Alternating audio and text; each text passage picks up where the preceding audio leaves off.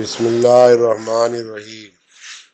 کیٹو سے بلند نئی چوٹیاں، سلطان تیری قدرت اور شہرائے بے شرم۔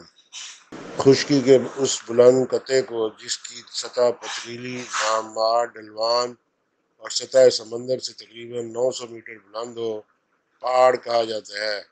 پاکستان میں 3 بڑے پہاڑی سلسلے تو پہلے ہی موجود ہیں۔ نمبر 1 شمالی پہاڑی سلسلہ، نمبر 2 وسطی پہاڑی سلسلہ، نمبر 3 مغربی پہاڑی سلسلہ۔ شمالی پہاڑی سلسلے برف پوش پہاڑ ہیں جن کی لمبائی 243 کلومیٹر ہے اور اونچائی اوسطاً 7000 میٹر ہے۔ وسطی پہاڑی سلسلوں میں کوہ قراقرم بلند ترین چوٹی ہے۔ بلند ترین گوڈون آستن یا کہ کیٹو ہے جو 8611 میٹر بلند ہے۔ یہ دنیا کی دوسری بلند ترین چوٹی ہے۔ پاکستان کی شاہراہ ریشم یا قراقرم اس سلسلے میں سے گزر کر درہ خنجراب سے گزر کر چین تک جاتی ہے، مگر 9 مئی 2030 کے دن ایک نیا پاکستانی بلند ترین چوٹیوں کا سلسلہ دریافت ہوا ہے اور ان بلند ترین سلسلوں سے ہوتا ہے پاکستان کی شاہراہ بے شرم تباہی و بربادی کی طرف جاتی ہے۔ اس نئے سلسلے میں کئی چوٹیاں تو کیٹو سے بھی زیادہ بلند و بالا جن کی پیمائش ناممکن ہے۔ اس نئے دریافت یافتہ سلسلے کی چوٹیوں میں جو سب سے بلند و بالا چوٹیاں ہیں ان کے نام یہ ہیں: نمبر 1 منافقت چوٹی، نمبر 2 انا چوٹی، نمبر 3 جھوٹ اور دھوکہ چوٹی، نمبر 4 تکبر غرور اور زناعام چوٹی۔ امید غالب ہے کہ نئی چوٹیاں مزید دریافت ہوں گی۔ اونچی چوٹی کیٹو کی اونچائی سے بہت زیادہ اونچی ہے اور پاک فوج کا ہی یہ کام ہوگا کہ وہ ان نئی دریافت یافتہ چوٹیوں کی پیمائش کر پائیں، ورنہ عوام کے بس کی بات نہیں کہ وہ پیمائش پروجیکٹ پر کام کر سکیں۔ عوام کے ہاتھوں میں انہیں بلند و بالا چوٹیوں کی طرح کے بجلی کے بل ہیں اور عوام اپنے اثاثے بیچ کر بجلی کے بل بھرنا چاہتے ہیں۔ ان مخمصوں سے نکلنے کے بعد وہ پھر بیرون ملک نکلنا چاہتے ہیں۔ اور تو اور ایک لیدر فیکٹری کی مالکہ نائکا المعروف ایکٹریس محترمہ بھی زندگی میں پہلی بار اپنے بجلی کے بل نہ بھرنے کی وجہ سے اپنا میٹر کٹوا بیٹھی ہیں اور اب وہ ایکٹریس محترمہ اپنے گھر کی بے نوری پر پچھلے ہزاروں گھنٹوں سے رو رہی ہیں۔ کل رات واپڈا کے پرانے اہلکار جو ان کی فیکٹری کے پروڈکٹ سے مستفید ہوتے رہتے تھے، وہ اس ایکٹریس کے دروازے پر آ کر لڈی ہے جمالو پاؤ لڈی ہے جمالو ڈال کر چلتے بنے کہ جب تمہارا گھر فیکٹری لیدر روشن تھی تو وہ انہیں دونوں ہاتھوں اور ٹانگوں سے لوٹتی تھی۔ اب وہ تمہارا میٹر لگوانے بحال کروانے کے لیے سارا سرمایہ واپس لیں گے تو انہوں نے ادا کیا تھا، ورنہ تم جیسی ایکٹریس صاحبہ اپنے گھر کی بے نوری پر ہزاروں گھنٹے مزید روئے گی، مگر پھر بھی ان کے کارخانہ کاروبار میں اب کوئی حرام زادہ بڑی مشکل سے ہی بھی نہیں آئے گا۔ اب ہم نئی دریافت یافتہ چوٹیوں کا سرسری جائزہ لیتے ہیں۔ ہمارے ملک پاکستان کی اولین چوٹی منافقت چوٹی ہے جو کہ کیٹو سے بہت بلند ہے۔ ہمارے سیاسی لیڈروں میں منافقت سالم بھر دی گئی ہے، یعنی کوٹے بغیر۔ 9 مئی کے بعد جو چور ڈاکو اور لٹیروں کی ایک نئی نسل دریافت ہوئی ہے جو رات بھر خاتون غیر خانہ خسران مہربانہ اور اپنی زنان شبینہ سے کبڈی کھیل کر جب تھک مر جاتے ہیں تو صبح بے نور کو اٹھ کر ہاتھ میں تسبیح لے کر اسلامک ٹچ دیتے ہوئے گھر سے نکل پڑتے ہیں۔ آج کل بقور ان کے پے رول پر کام کرنے والی قوم یوتھ کے اراکین یہ فرماتے ہیں کہ خان صاحب آپ ملٹری اور دیگر اداروں کو معاف کرنے کا سوچ رہے ہیں اور سب سیاستدانوں سے مل کر انہیں اپنا احسان مند کرنا چاہتے ہیں، پس کہ دشوار ہے اس خان کا انسان ہونا۔ یوسفی اپنی کتاب سرگزشت کے نمبر 111 پر لکھتے ہیں: 8 کا ہنسا اور ہم دن مہینہ اور سن یاد نہیں رہے، صرف اتنا یاد ہے کہ 26 تاریخ تھی۔ وہ ایک نجومی نے یہ وہم ہمارے دل میں ڈال دیا کہ 8 کا ہندسہ یا وہ عدد جس کا حاصل جمع 8 ہو، مثلا 17، 26 کا امکان، یا فون نمبر جس کے ہندسوں کا میزان 8 بنے، ہمارے حق میں نجس ثابت ہوں گے۔ حد یہ ہے کہ انگریزی کے 8 جیسے فگر والیوں 8ویں شادی، 62 سالہ عورت اور 17ویں صدی عیسوی سے بھی خبردار کیا تھا۔ یہ عجیب اتفاق ہے کہ زندگی کی بیشتر مایوسیاں اور ناخوشگوار واقعات انہی تاریخوں میں رونما ہوئے جن کا میزان میں یہ منحوس ہندسہ بنتا ہے، جسے اب تو نو کے قلم کرتے ہوئے بھی دل دہلتا ہے۔ اس کی دہشت دل میں ایسی بیٹھی کہ گزشتہ سال ہم مینگورا سے پنڈی رات کے 1 بجے پہنچے اور دسمبر کی پوری رات ہوٹل انٹر کانٹیننٹل کے لاؤنج میں بیٹھ کر گزاری، اس لیے کہ منحوس 512 نمبر کے کمرے میں ٹھہرنے کی ہمت نہیں پڑتی تھی اور کوئی دوسرا کمرہ خالی ہونے کا امکان نہ تھا۔ ہم یہ منظر دیکھنے کے لیے ہرگز تیار نہ تھے کہ صبح ہم اس کمرے میں مردہ حالت میں نہ پائے جائیں۔ حتی الامکان ہم کوئی نیا کپڑا، نیا کام یا نیا سفر منحوس تاریخ 8، 17، 26 کو شروع نہیں کرتے۔ ہونے کو ہمارے حق میں 8 نمبر کا جوتا بھی اکثر منحوس ثابت ہوتا ہے، لیکن 7 نمبر کاٹتا ہے۔ لاکھ اس توہم سپرسٹیشنز کو ذہن سے نکالنے کی کوشش کرتے ہیں، مگر کچھ نہ کچھ ایسی بات ہو جاتی ہے کہ تصدیق ہوتی چلی جاتی ہے۔ ایک دن ہم نے اپنی پیدائش کی تاریخ، سن اور مہینے کا عدد جوڑا تو حاصل جمع 8 نکلا۔ اس دن سے یہ وہم اور راسخ ہو گیا، کسی نے سچ کہا ہے کہ جو بات عقل و منطق کے ذریعے ذہن میں داخل نہیں ہوتی وہ عقل و منطق سے کیسے نکالی جا سکتی ہے۔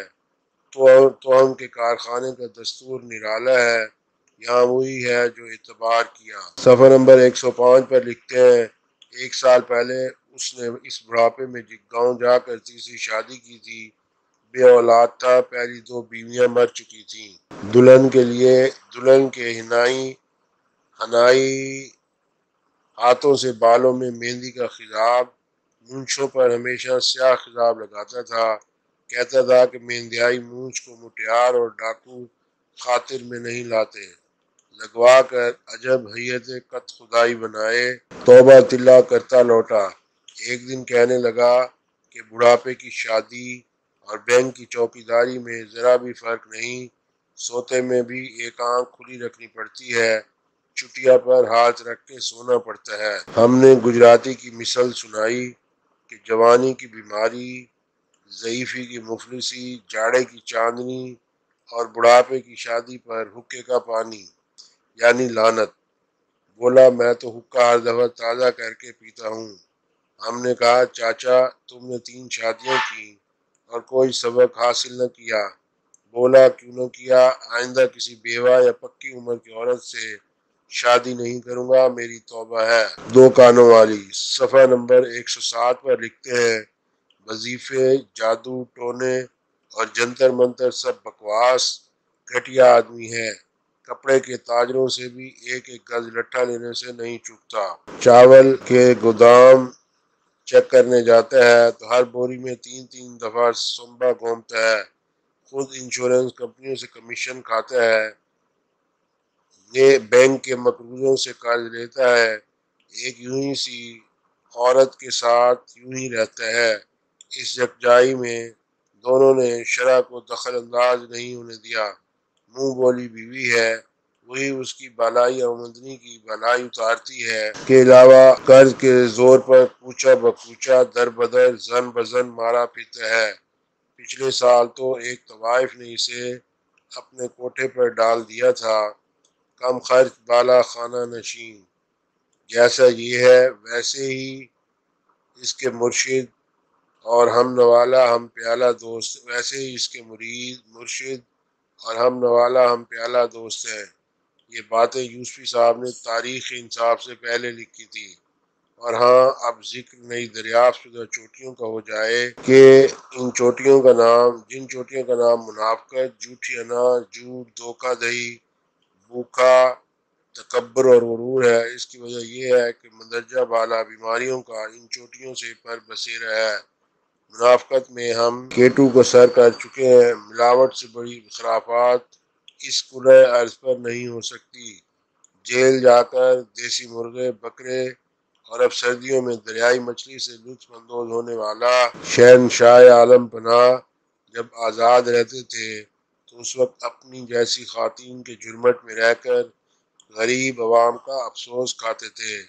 اپنی سیاست کو متاثر کرنے کے لیے اسلامک ٹچ دینے والے خان صاحب نچ مجاجن کی تلقین اور خواہش کرتے تھے۔ 30,000 روپے پر رکھے جانے والے قوم یوتھ کے اراکین جو 25,000 تھے، اگرچہ اب تنخواہ نہ ملنے پر کوئی اور روزگار ڈھونڈ چکے ہیں، مگر کچھ ایسے بھی ہیں جو آج تلک نمک حلال کر رہے ہیں۔ وہ 30,000 رکنے کا ماتم کر رہے ہیں اور 30,000 روکنے کے والوں کی نظر ساغر صدیقی کا یہ شعر رات دن دہراتے ہیں: جس عہد میں لٹ جائے یوتھیوں کی کمائی، اس عہد کے سلطان سے کچھ بھول ہوئی ہے۔ ان نئی دریافت یافتہ چوٹیوں میں ابھی اور بھی اضافہ ہوگا، کیونکہ جعلی پیروں کی طرح پورے عالم اسلام کا جعلی لیڈر جو اپنی جعلی صحافیوں کے کندھوں پر سوار ہوا تھا، وہ اب صحافی جو کبھی کنڈکٹری کرتے تھے اور لاہورے لاہورے نعرے لگاتے تھے، یا جو گوگی اور پیرنی کی لیدر فیکٹریاں یا اڈوں پر ڈیلیوری بوائے کا کام کرتے تھے، جنہوں نے اپنے ضمیر، شخصیت اور خاندان کو تو بدنام کروایا ہی، لیکن ساتھ کے ساتھ کاواساکی جیسی بڑی مضبوط موٹر سائیکل بنانے والی کمپنی کو بھی بدنام کروایا ہے۔ جعلی پیر، جعلی مرید، جعلی کارکن۔ تاریخ انصاف کو تو ڈبویا ہی ہے یا نہیں؟ سنا ہے کہ جب بھارت پاکستان پر حملہ آور ہوگا تو بارڈر پر جوتھی عمران خان کی قیادت میں پاکستان کا دفاع کریں گے۔ نئی چوٹیاں تو دریافت ہو گئی ہیں، مگر تیتر بھی اب سبحان تیری قدرت کی بجائے سلطان تیری قدرت کہنے لگے ہیں۔ منافقت، جھوٹ، انا، تکبر و نخوت کی چوٹیاں جلد اپنی جگہ آ جائیں گی۔